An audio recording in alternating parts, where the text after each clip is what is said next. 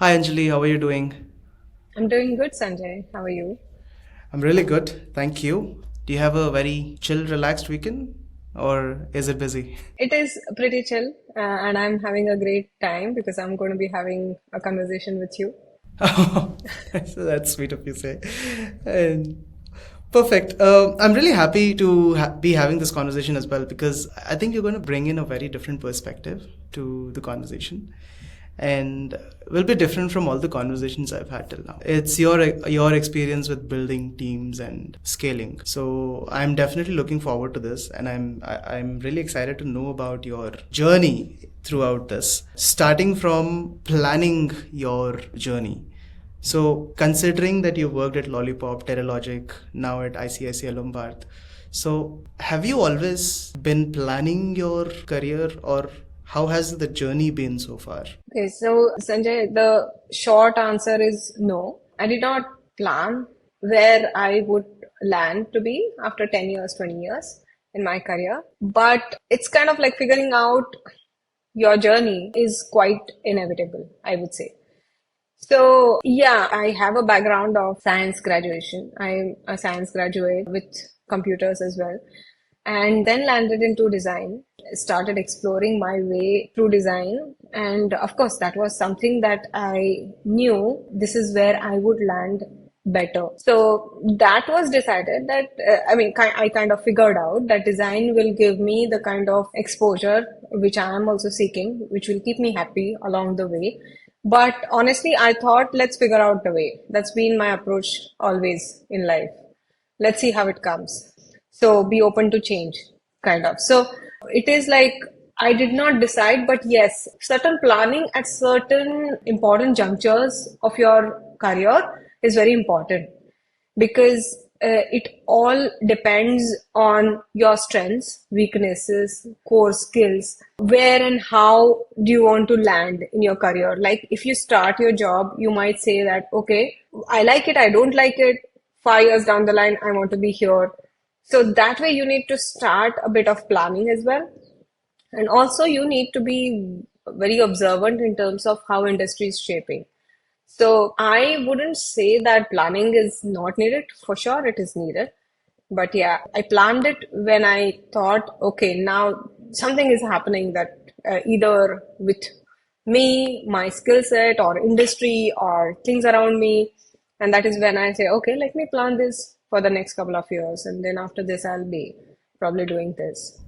Yeah. Interesting. So, you mentioned about being observant about the industry. How can one go about doing that in the present time? Like, there's so much happening. So, how can one do that? So I'll give you an example of how I changed it at a couple of points in my career. So I started my journey as a graphic designer. I landed with a job into e-learning.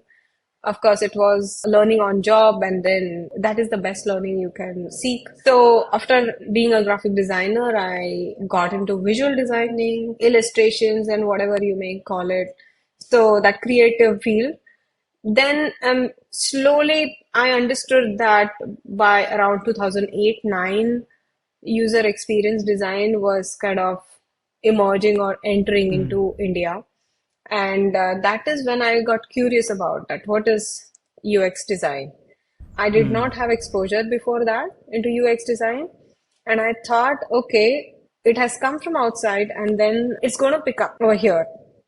So I started learning about it. I started understanding that what is user experience design. Right. To my surprise, a lot of answers I already had, like the lot of knowledge I already had, but I would say it came into wrapped up in a different wrapper kind of thing. So Hmm. as a UX design, so it is very scientific way of looking at things, very technical way of looking at things. So there is a different thought process you need to put across. So that's how I picked up. I said, fine, couple of years down the line, I want to be expert, or I want to say 2 to 4 years, I want to be called as an expert. So then eventually I also did a certification from HFI and to be called because that's also important. One is like nowadays, since you asked me the question, nowadays there is information overload around you.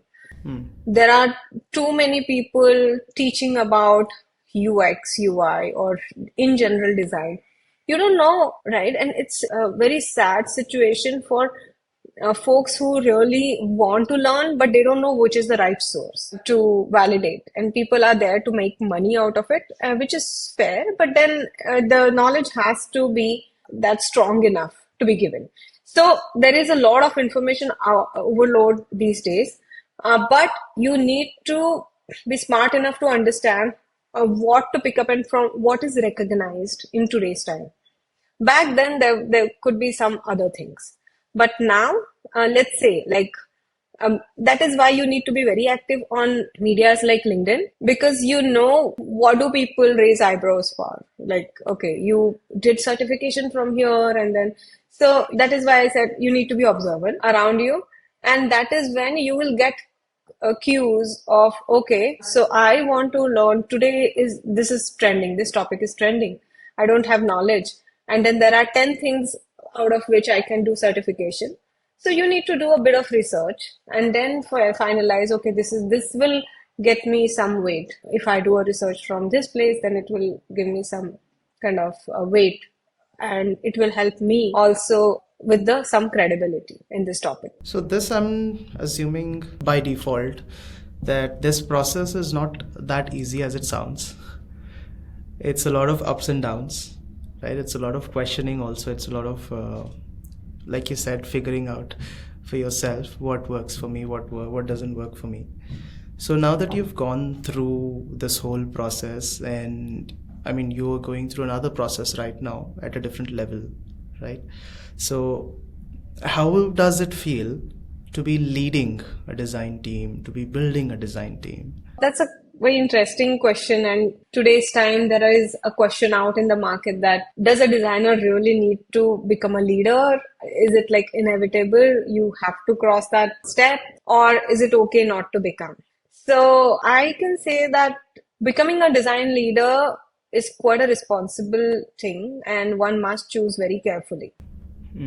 Because the moment you step up to that position, people start looking up to you.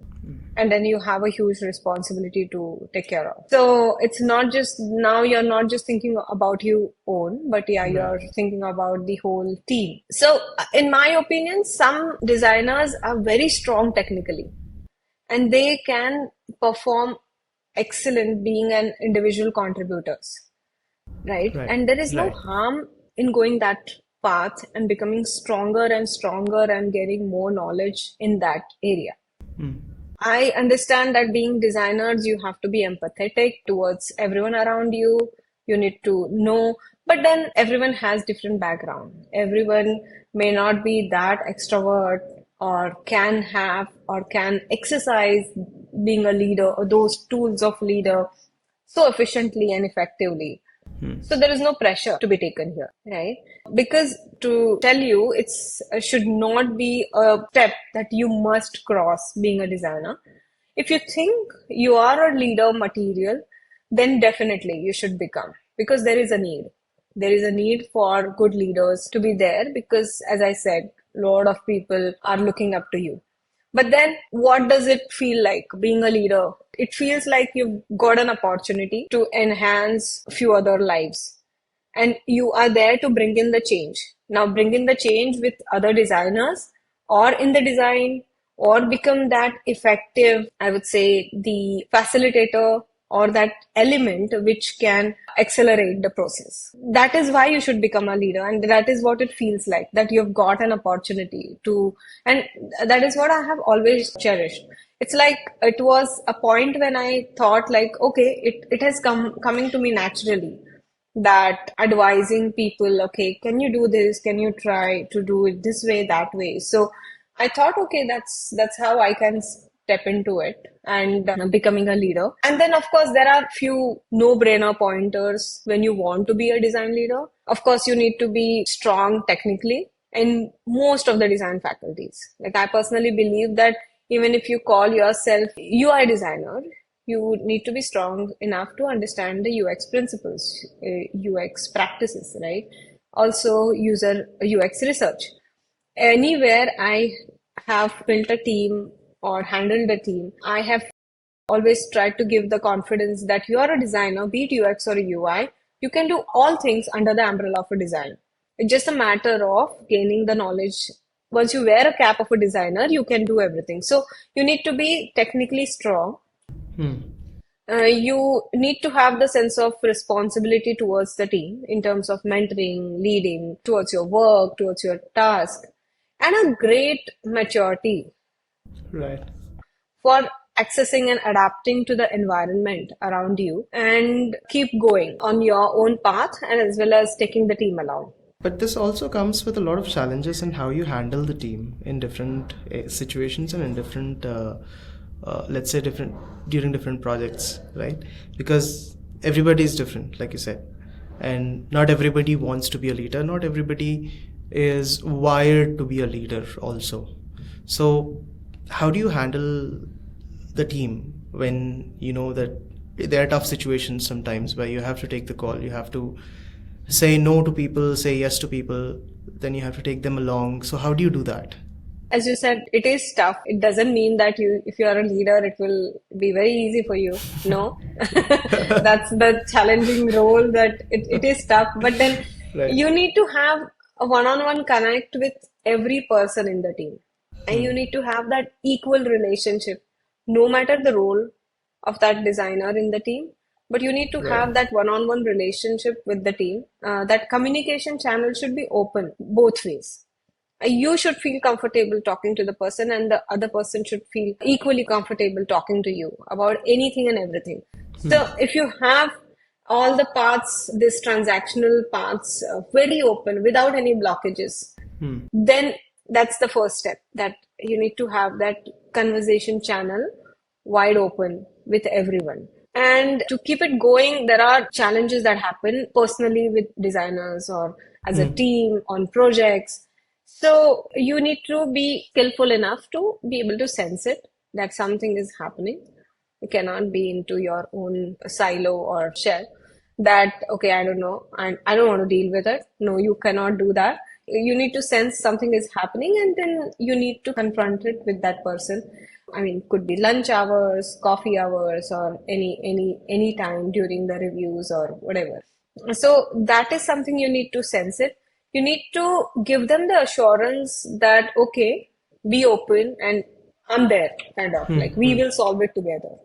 So that is the kind of assurance is something that team always seeks when they have a leader. And they should feel a comfortable space, a trusted place, a place where they get to grow from their mistakes. A lot of effort from both the sides, but a lot of effort from the leader's side here to make all of these adjustments while thinking about the business and everything as well. So during this process, while you are leading the team, you've been leading teams and building teams, there's one thing that I always wanted to ask a design leader is that, so when you're in a leadership position, it takes you years of experience to reach there. And it also means that there are people who are in your team who are much younger. Let's say who have just finished college and joined your team.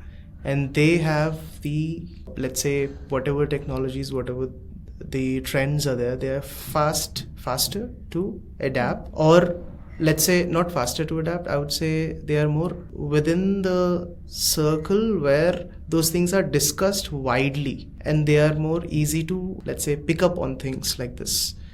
So has it ever happened that a much younger person in the team has brought up something that the let's say the senior designers or those people did not think of? So how does the team handle that? How do you handle that sort of a situation? Have you ever faced that sort of a situation? For sure, because whatever teams I have been with, always been younger team.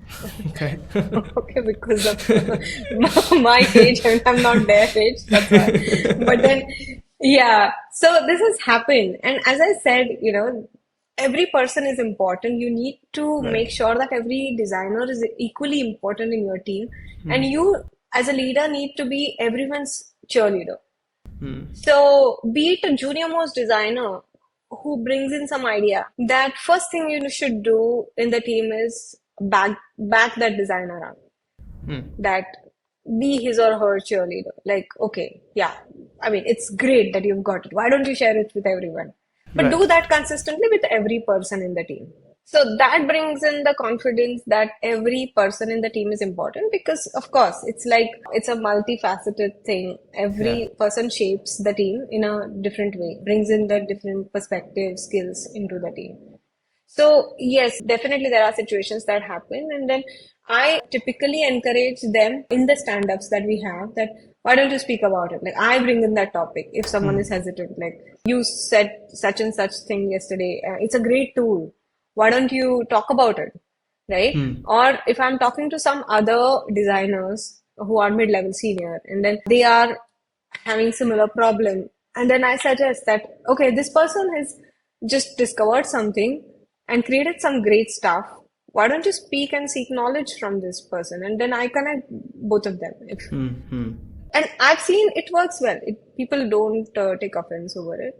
I think because if everyone is supported, then this works well. So when you have a mix of people here, every company has a way of operating. There's a process to it. There's their own way of doing things. And also individuals have their own way of doing things. So what is the process that you follow with your team if you have to solve a problem, let's say for digital experiences, because that's where your work mainly is right now? So what is the kind of process that you follow? So I can say this place where I'm working right now at ICICI Lombard, this is a much complex place. Why complex? Because their business is much complex and they have different types of platforms run by different methods and hence complex. So I would say the process is not like a kind of a secret recipe that will work with every organization at every step. Of course, there are some amendments you need to do in order to fit that place and that ways of working at that place, right? So first and foremost thing I feel is important that wherever you go, whichever organization is, understand the maturity level. Say when I'm talking about digital transformation, digital journey, about design. So where does your organization stand in terms of the design maturity? And then kind of figure out in your head that this is the gap where you need to fill in with your team's presence or with your team being operational in this organization. This is the gap you need to. So you have kind of set at least the map for yourself that, okay, this organization is at this level. You need to take it to a certain level. And then you start crafting your plan. And then comes the team, which is very crucial. Then you need to establish a proper team structure which will fit well for this plan and work well for all the projects that you are going to undertake in order to successfully execute or reach your goal of that maturity level, right? You start there which is, you can say, assess the situation. Because as a designer, be it a designer, then just zoom out, there is a community, then there is a country, this is how it goes. So every level has a different level of design maturity. Right. Every designer has a different level of maturity, every community, every country, Absolutely. every organization. So you need to have that understanding of where you are standing. So assessing your situation where you are at, and then, okay, this is where you want to take the organization. Now, what are the tools? Your tools are yourself and your team, right? Your team is going to take this organization to the level X, for example. Now, you need to have a mix of everything in your team. So establishing team structure is crucial. Right. Then I can say, of course, what comes is setting up cadence in terms of communication channels and how your team will communicate within themselves, how your team will communicate with outsiders. Now, outsiders could be the product managers, outsiders could be the tech teams, outsiders could be the business heads, Right. the users. So that is how you kind of set by examples. Okay, this is our cadence of how our team will operate. You also set processes. You also set, if I have to get into details of file structures, like how your file structures would be. Of course, like when I said team, onboarding is also a very crucial part of it, hiring and onboarding, Yeah. because that is something, the first gate for any person to get into the organization. So it has to be done correctly. The onboarding and welcoming of that designer into the team is also very important. That person should feel that designer is in the right place, and you should keep checking with them as well. Then again, over and over again, you need to be aligned. You need to make sure that your team is aligned with organization's vision or your team's goals. So in your weekly team meeting or your daily stand-ups, you can keep bringing this fact that, okay, we know that our goals are 1, 2, 3, and then how are we towards it or whatever. One thing I always keep telling my team and telling to myself is every stakeholder is important. And that stakeholder, as I said, could be anyone, right? From designer to PM to business head to anyone who can give input to shape up your design. Every stakeholder is important, but at the same time, you need to put your foot down when it comes to designing user experience because you're the expert there. Because in such situations, in such organizations, it always happens like a business head will say that, I have an idea, let's do it this way. Or a PM will say that, I know this is tried and tested, let's do it this way.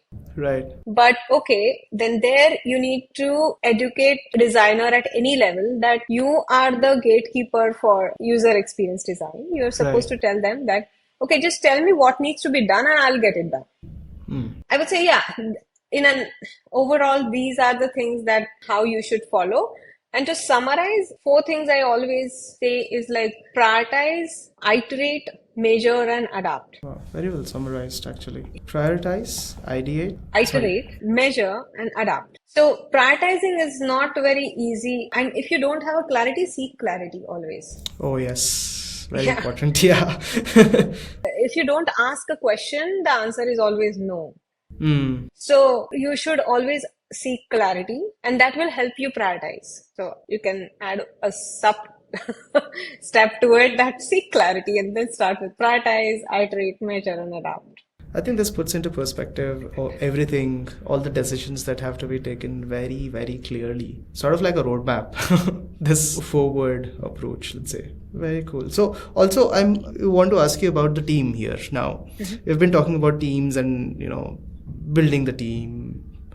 So once you've hired people, we'll come to the hiring part a little bit later in the conversation, but once you've hired the team, it's important to sustain the team. So all these things that you've mentioned, one-on-one relationship and giving them the opportunity to speak, giving them the opportunity to, let's say, network or gain some exposure, all of those things, considering that those things are there in an organization or in a team right now. So what other practices as part of your journey have you tried and tested that work to sustain the team? As you said, definitely that is there for sustaining a team. You feel that you, as a person, you feel you belong to a place. If you are given a task that is challenging, that will let you exercise your expertise. That place will make you feel that you are trusted. That will give you a confidence. That will give you some perks in a way. People talk good about you, about your achievement. You are being valued. So that is a place where people feel, okay, I belong here. I'm good here. That is the kind of environment you need to set up. And of course, set it by example. Then again, people are hungry about learning new things. And that is why you need to have the place where there is abundance of knowledge, or there is exchange of material that happens frequently. And you should encourage the team also to do so. And that is how you can step in and say that, okay, I found this material, this could be useful. Understand the gaps that any individually people are feeling, and or as a collective, as a team, and keep sourcing latest trends or the new material or knowledge which is in this field. That helps. Other things could be that keep transparency, as I mentioned earlier, with one-on-ones.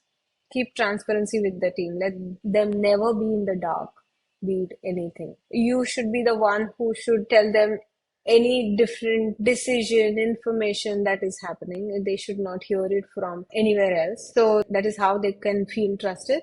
Also, build a strong network for leveraging knowledge, support, and sustenance, I would say. Within the team, you share knowledge, you ask them to share knowledge, but also build a community in your organization where they get a chance to share something from their own. So they feel that, okay, I'm contributing as a part of a design community. I think this touches on every aspect of that makes it, let's say, make the people want to belong, the sense of belonging that we talked about. I think it is actually touching on every aspect of it. It's quite interesting.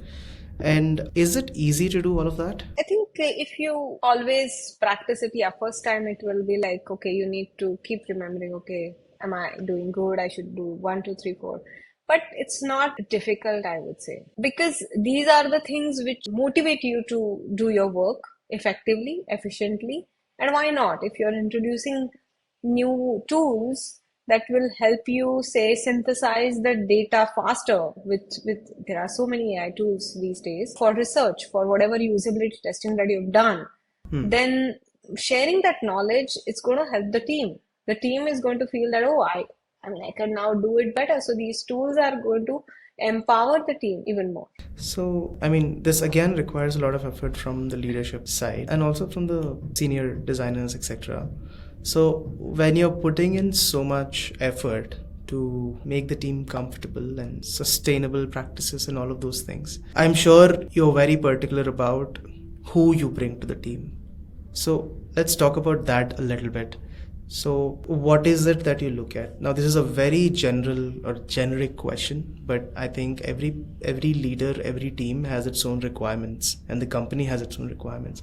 So I would like to know, you having worked at different companies and led different teams and built different teams, what are the core things that you look at, irrespective of the company that people might want to apply it? Yes, definitely there are things that you have to look at the company and include projects or let's say customize whatever I'm sending to the company.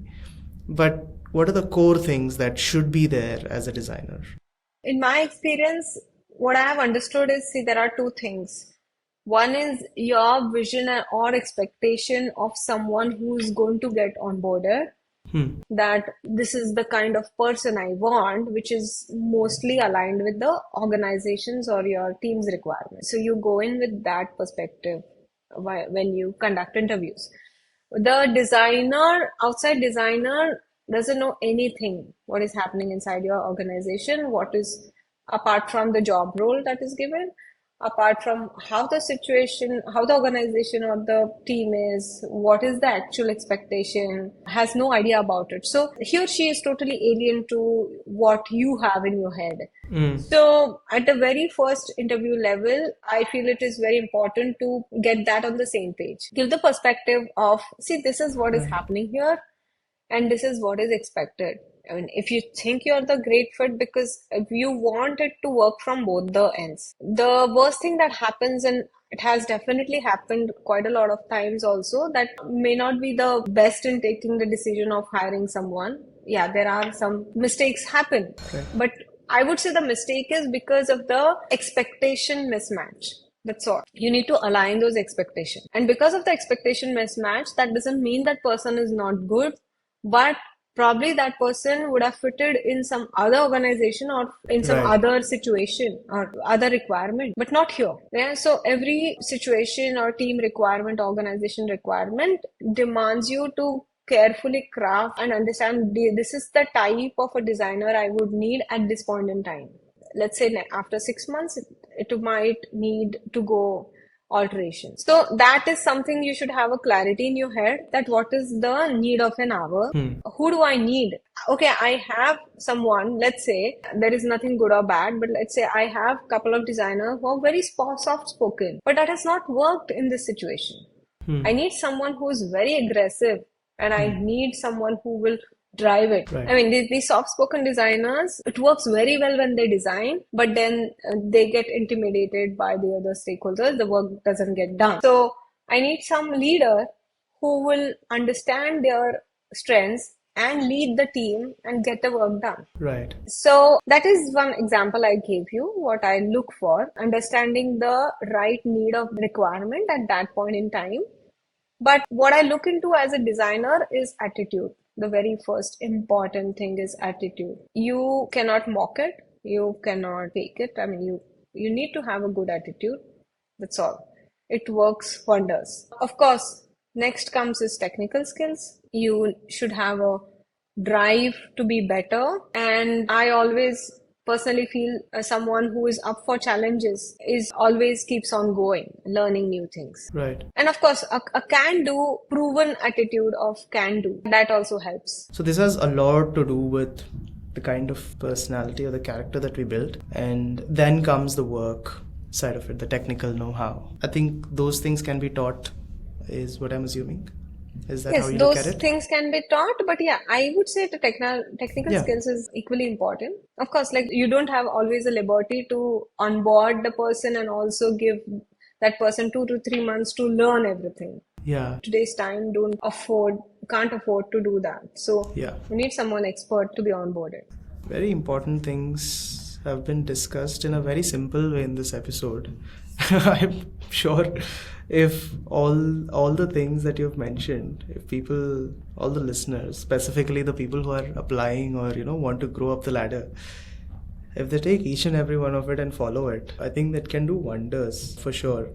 And one last thing that I would like to ask you is, when the person gets hired, and we've just talked about the soft-spoken designers or designers who get intimidated by the other stakeholders or voice their not opinions or their designs or justify their designs.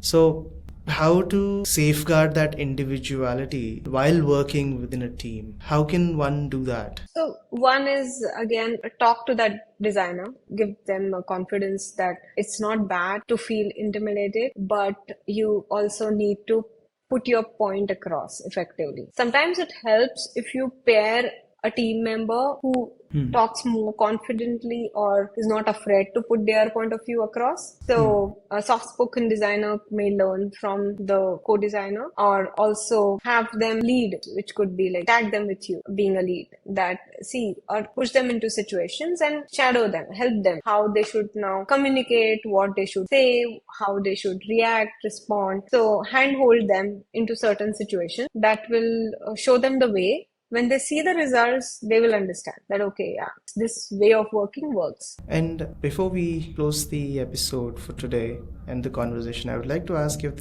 are there any openings at your team that you're looking for? Where can people apply? Where can people reach out to you? There are openings. There are at least a couple of openings in my team, and then they can reach out to me on LinkedIn. That will be easiest, or HR who's on LinkedIn. Typically, in a few of my posts, I have tagged them. All right. So they can either approach them or approach me on LinkedIn. Any do's and don'ts with their portfolios or the way they approach? That's okay. You can guess what you want to guess from the approach. So I wouldn't want to say the do's and don'ts. But yeah, portfolio, you need not be very generic portfolio. You can bring in the skill if you are able to show your skill in a good way. Yeah. Perfect. Thank you so much, Anjali. And this was a lovely conversation. I hope you also enjoyed it as much as I did. It was my pleasure, Sanjay. I mean, you yourself are doing some great things in design field. Thank you. Yeah.